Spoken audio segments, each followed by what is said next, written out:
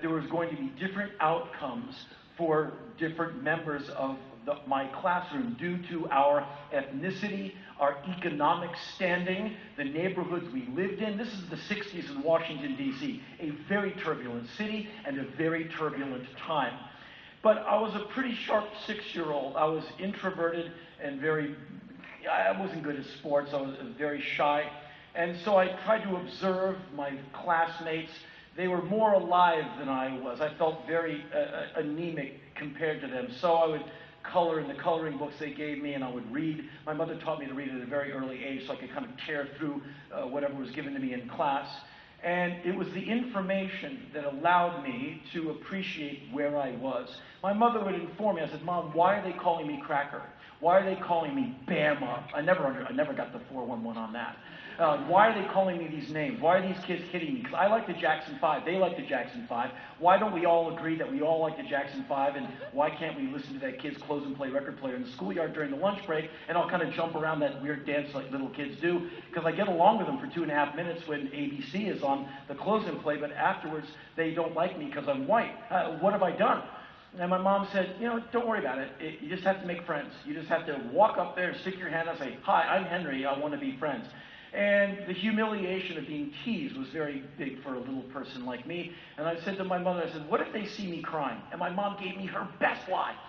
She said, "Don't worry. If you smile, they'll never know you're crying." And I just knew that was a load. I was like, "Oh, come on, that won't work." And the next day at school, I'm getting teased, and I'm all uptight, and I'm like, "Oh, I'm Henry, I'm smiling." "You're crying." "Oh, I'm smiling." "You can't." "Of course you can." But I learned at an early age, not all of us were going to get enough information to be able to make choices and be able to get along in life. And then later in school, in high school, I was one of those kids that was given a whole lot of Ritalin. I was a Ritalin depository. And in those days, they were just giving Ritalin to kids like you. "Does your kid speak?" "Yes." "Give him Ritalin." Is he active?" "Yes." "Then he's hyperactive. Give him Ritalin." I was probably all of that. And the effect of Ritalin on a young person, you sit still, but inside you are running and ricocheting around your cranium and inside your body. Like when you take a long wood screw and with a power drill you drill it into a piece of hard wood and it almost breaks in half trying to get itself into that wood, but it doesn't. And now the screw is hot from the friction and it still is carrying energy from being drilled into the hard wood. That is the effect of Ritalin on a little kid, where you are, but you're sitting perfectly still. And people try and talk to you, and you're like, I want to eat the air, I don't want to breathe it. It made me incredibly confused, and it made me no good for sports, no good for an appetite. So I would sit in the school library during lunch for the first 3 or 4 years of this military naval prep school I was sent to from 6th grade to graduation. I never even saw the cafeteria for the first 3 or 4 years. I didn't even know where it was. And I would sit, and to keep my mind from going crazy, I would just memorize things. I memorized the taxonomy of like every North American snake that we had. And by like 8th grade, Thamnophis sertalis, Crotalus atrox, Crotalus adamantius, like, what's he doing? Like, he's a weirdo. But it was the information that was interesting to me. And so when punk rock came along, that was, for me, the ship that I had been waiting for. When I was a younger person, like a lot of young people, you like some music. So I would buy records, and they were not addressing my inner anger. Like a lot of young people, I was an angry young man. Now I'm an angry old man. But I was angry, and so I would listen to Ted Nugent. He doesn't really get angry, he just talks about how great he is. I would listen to Led Zeppelin, and that's, Misty Mountain Hops and all kinds of crazy journeys. And you're like, that's cool, and I actually got to see them, and it was great, but it wasn't angry. And then I got in touch with The Clash, and I learned lessons from The Clash that I should have been taught in school, learning from Thomas Jefferson to question all authority. But I never learned that in school. I learned that from Joe Strummer, and then later on I picked it up from Thomas Jefferson. And so punk rock basically was the scream that I was waiting to hear. It became my soundtrack. And I quickly realized that it was persecuted music. Record stores didn't like it. People made fun of you when you listened to it. If you were walking around looking slightly punk rock in Georgetown, Washington, D.C. on a Saturday night, a drunken member of the U.S. military would run after you, "Come here, Devo!" And you'd have to run for your life in your dumb punk rock outfit, which really wasn't built for travel.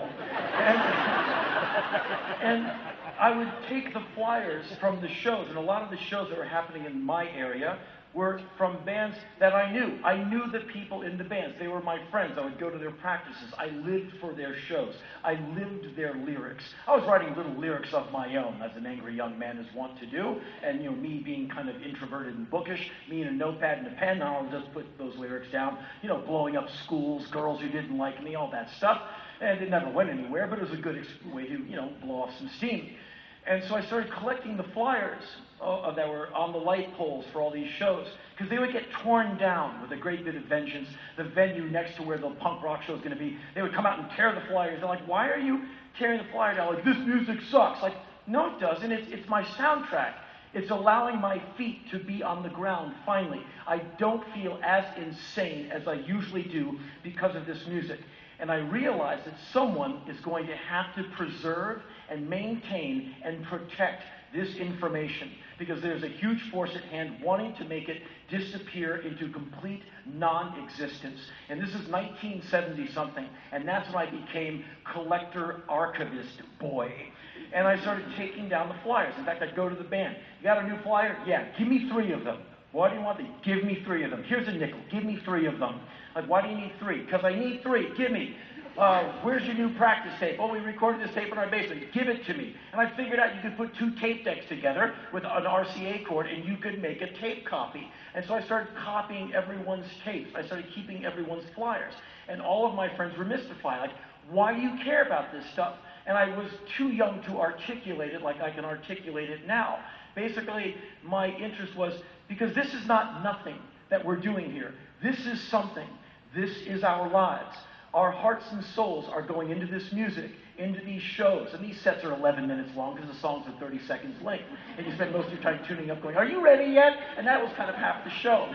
But it was very important to me. And I saw that this music was being spat upon and disregarded as just mere noise by Washington, D.C. music press, until these bands started selling out bigger venues. Then everyone got interested. By that time, I was in a band called Black Flag in Southern California. So I kept up, but I kept up my archiving, because all of a sudden I'm in this band that is very well known for making trouble. And we had really interesting flyers. We were trying to be provocative. We would put up a flyer that would make the whole damn county get angry, and we would figure mission accomplished. But we had these amazing flyers, and I would keep 5 of every single one, because no one in the band was archiving and protecting the legacy of this band. I never thought that what we were doing is important. That's a little much. But I thought that someone should be keeping a record of it. And no one in the band was interested in doing that. And if you can imagine me, this 150-pound guy with scraggly hair, with no food, I would take my remaining per diem. We got like $3.50 a day. That's what we lived on. And you found all kinds of ways to make that stretch. I would save my money. And, oh, you're a young punk rocker. What are you doing with your extra money? You're buying heroin. I've never done heroin in my life. You're buying marijuana. Smoked it once in 1987. It sucked. You're buying booze. Are you kidding? You can't pay me to drink alcohol. I am going to the office supply store. I am buying page protectors. I am the lead vocalist in America's most notorious band. I'd like to buy these 2 pens and 50, well, make that 25 page protectors.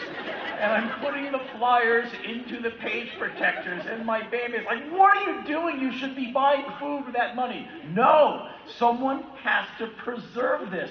And they didn't know what to make. And they're like, what are you, like in college or something? I'm like, no, man, we are living and dying for this music. And we weren't dying, but people around us were. A lot of discontent. And they died from suicide or just bad living.